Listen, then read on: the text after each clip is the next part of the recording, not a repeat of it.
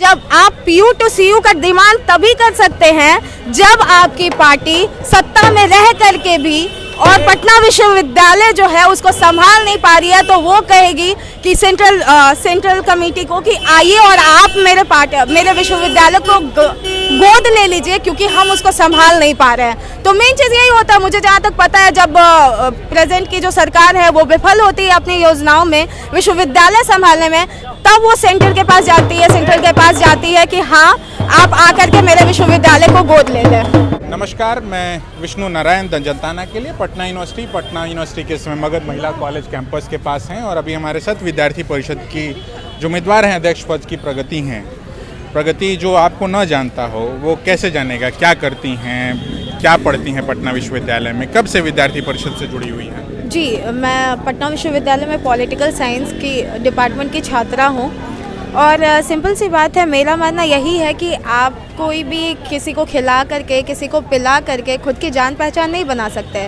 वो उसी टाइम तक रहेगा जब तक आपसे लोग खा रहे हैं, लेकिन अगर आप छात्रों के बीच में जाते हैं, छात्रों से घुलते मिलते हैं, तो वो आपको जानना स्टार्ट करेंगे और वो काफ़ी ज़्यादा बेनिफिशियल होता है ताकि लोग आपको रिकॉग्नाइज़ करें। जैसे विद्यार्थी परिषद से आप जुड़ी हुई, हमने दिल्ली विश्वविद्यालय का भी चुनाव देखा है, जो आप खिलाने पिलाने का जिस तरीके से आरोप लगा रही हैं दूसरे छात्र संगठनों पे, तो वहाँ ना विद्यार्थी परिषद इससे बची हुई है, ना एनएसयूआई इससे बचा हुआ है, ना कोई छात्र संगठन। तो खिलाने पिलाने का एक जगह जहाँ आप नहीं खिला पिला पा रही हैं तो वहाँ आप बचने की कोशिश कर रही हैं, जहाँ आप खिला पिला रही हैं वहाँ पर बताइए। देखिए, सिंपल सी बात है, खिलाने पिलाने का वो एक अलग मुद्दा होता है। आपके साथ जो काम कर रहे हैं, अगर आप उनका ध्यान नहीं रखेंगे तो वो आपके लिए क्यों ही खड़ा रहेंगे। लेकिन वोट मांगने के लिए खिलाना पिलाना वो अलग चीज़ होता है। क्लासरूम में जा करके कि फलाने आदमी आपको बुला करके तो ठेला पे, अभी आप उधर देखिए लिखा हुआ है वोट फॉर आनंद मोहन, और उस तरीके से खिलाना पिलाना वो बहुत अलग चीज़ होता है। विद्यार्थी परिषद किसी को बुला करके खिलाता नहीं है कि तुम मुझे वोट दो। विद्यार्थी परिषद 12 महीना खड़ा रहता है, काम करता है सबके लिए, और उसके बाद वोट मांगने आता है। अपने मेहनत का मेहनताना लेने आते हैं हम लोग। आपकी उम्र कितनी है? जी, मेरी उम्र लगभग 21 है। 21। इस समय बहुत सारा ऐसा वोटर होगा जिसने इलेक्टोरल पॉलिटिक्स में कभी अपने आप को सहभागी नहीं पाया होगा, पहली बार वोट करेगा। फर्स्ट टाइम वोटर क्यों वोट करे प्रगति को? सर, सिंपल सी बात है कि फर्स्ट टाइम वोटर इसलिए भी वोट करते हैं जस्ट बिकॉज मुझे ऐसा लगता है कि वोट करने के लिए पहले आपको भरोसा दिलाना पड़ता है कि हाँ, हम आपके साथ हमेशा ही खड़े रहेंगे, जैसी भी परिस्थिति हो हम आपके लिए हमेशा ही अग्रसर रहेंगे। सो मैं ये कोशिश कर रही हूँ कि मैं छात्रों के बीच वो भरोसा, वो उम्मीद जो है वो डेवलप कर सकूं ताकि वो खुद ही आए और सामने से बोले कि हाँ, मुझे प्रगति राज को वोट करना है। क्या एजेंडा है प्रगति का और विद्यार्थी परिषद का पटना विश्वविद्यालय के चुनाव के लिहाज से क्या एजेंडा है? सिंपल सी बात है कि मैं महिला कॉलेज से ग्रेजुएशन की हूँ और अभी दरभंगा हाउस में रिसेंटली ही गई हूँ। अगर आप यहाँ कारगिल चौक से उधर बढ़ते हैं तो वुमेन सेफ्टी की एक बात हमेशा ही आती है, लेकिन कोई भी ऐसा छात्र संगठन ये नहीं है कि सामने से आपके पास आएगा और बताएगा कि किस तरीके से हम सेफ्टी प्रोवाइड करेंगे। वो बोलेंगे कि ये कर दूंगा, वो कर दूंगा, लेकिन आप एक चीज़ बताइए, कहीं भी आपको ज़मीन पे कुछ भी दिखता है क्या? लेकिन विद्यार्थी परिषद मात्र एक ऐसा छात्र संगठन है जो मिशन साहसी का एक कार्यक्रम होता है जो लड़कियों को सशक्त करने के लिए होता है और उनके लिए चलाया जाता है। तो क्या आप यूनियन में आती हैं तो इस बात को इंश्योर करेंगे कि जो सेफ्टी सिक्योरिटी साथ साथ इस पूरे इलाके में, मतलब आप तो विमेन हैं और विमेन की समस्याओं को ज़्यादा बेहतर तरीके से समझती होंगी। टॉयलेट्स का एक बड़ा मसला है जो कि आप देखती होंगी कि यहाँ पुरुष तो आमतौर पे खड़े होकर के कहीं भी पेशाब कर ले जाते हैं, मगर महिलाओं के लिए ये कैंपसेस के भीतर भी, कैंपसेस के बाहर भी, ये मगध महिला कॉलेज है से लेकर के आप इस तरफ तमाम कॉलेज हैं, बीएन कॉलेज से लेकर के पटना साइंस कॉलेज तक। तो क्या इस पर आपने कुछ सोचा है कभी?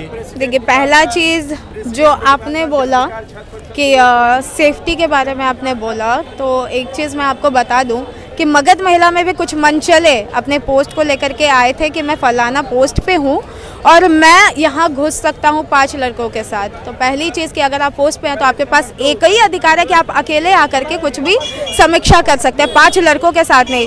उस टाइम भी मैं खड़ी हुई थी मगध महिला की कई सारी छात्राओं के साथ और यहाँ पे जो एसआई हैं उनको रिक्रूट करवाया था। तो फर्स्ट थिंग वो हो गया। दूसरा चीज़, अगर आप यहाँ से वहाँ भरते हैं तो वॉशरूम तो है, नो डाउट वॉशरूम है, लेकिन वो कितना हाइजीनिक है वो मेंटेन करना बहुत बड़ी जिम्मेदारी है जो कि अभी मेंटेन नहीं होता। कोई चीज़ बना देना वो अलग चीज़ है और मेंटेन करना किसी चीज़ को वो बहुत ही डिफरेंट चीज़ है। तो मैं ये एक श्योरिटी देना चाहूँगी कि अगर मैं आती हूँ तो एडमिनिस्ट्रेशन के साथ कोऑपरेट करके और उसके बाद मैं स्टूडेंट्स और एडमिनिस्ट्रेशन के बीच एक जो कोऑर्डिनेशन होता है उसको बना करके और ये जो सारी प्रॉब्लम आ रही है, हाइजीन इशू आ रहा है, मैं उस पर वर्क करूँगी। छात्र जदयू है या जनता दल यूनाइटेड एक मेन स्ट्रीम पॉलिटिकल पार्टी है, वो आरोप लगाते हुए पटना यूनिवर्सिटी को जिस तरीके से एक सेंट्रल यूनिवर्सिटी का दर्जा नहीं मिल रहा है, तो उसका आक्षेप भी कहीं ना कहीं प्रधानमंत्री और जिस पॉलिटिकल पार्टी को आप लोग सहयोग करते हैं, विद्यार्थी परिषद सहयोग करता है या आरएसएस सहयोग करता है, उस पर जाता है। क्या उस पर राय है? नेशनल एजुकेशन पॉलिसी पर क्या राय है अदिति की? देखिए, लेफ्ट वाले लोग बहुत विरोध करते हैं। आपने बात की PU to CU की। पहली चीज़ मैं आपको बता दूं कि आपकी CJDU की आपने बात की तो वो अभी सत्ताधारी पार्टी है। दूसरी चीज़ ये कि जब आप PU to CU का डिमांड तभी कर सकते हैं जब आपकी पार्टी सत्ता में रह करके भी और पटना विश्वविद्यालय जो है उसको संभाल नहीं पा रही है, तो वो कहेगी कि सेंट्रल कमेटी को कि आइए और आप मेरे विश्वविद्यालय को गोद ले लीजिए क्योंकि हम उसको संभाल नहीं पा रहे हैं। तो मेन चीज़ यही होता है, मुझे जहाँ तक पता है, जब प्रेजेंट की जो सरकार है वो विफल होती है अपनी योजनाओं में विश्वविद्यालय संभालने में, तब वो सेंटर के पास जाती है कि हाँ आप आकर के मेरे विश्वविद्यालय को गोद ले लें। नेशनल एजुकेशन पॉलिसी के बारे में कुछ पता? आप तो मास्टर्स कर रही हैं, क्या राय रखती हैं उसको लेकर के? ये नेशनल एजुकेशन की अगर आप बात करें तो अभी जो आपका पहले जो आपका ये पॉलिसी था हमारे यहाँ, उसमें एक चीज़ ये भी था कि अगर आप मास्टर्स कर रहे हैं तो दूसरा जो है वो डिस्टेंस से करना, और कई सारी ये जो बाधाएं थी उसमें लग जाती थी। लेकिन नेशनल एजुकेशन पॉलिसी अभी ऐसा है कि ग्रेजुएशन के साथ आप एक और कोर्स लेकर के चल सकते हैं। मॉडर्नाइजेशन बहुत ज़्यादा इम्पॉर्टेंट है, टाइम टू टाइम। अब 30 साल के बाद ये ऐसा हो रहा है तो मुझे लगता है कि इसको जल्द से जल्द पटना विश्वविद्यालय में लागू कर देना चाहिए ताकि बच्चों को बेनिफिट्स हो। तो यहाँ हम पटना यूनिवर्सिटी के भीतर जो विद्यार्थी परिषद की ओर से अध्यक्ष पद के प्रत्याशी हैं उनसे बातचीत कर रहे थे, उनका मंशा मंतव्य, उनका एजेंडा जानने की कोशिश की। द जनताना के लिए शंभू के साथ मैं विष्णु नारायण, बहुत धन्यवाद।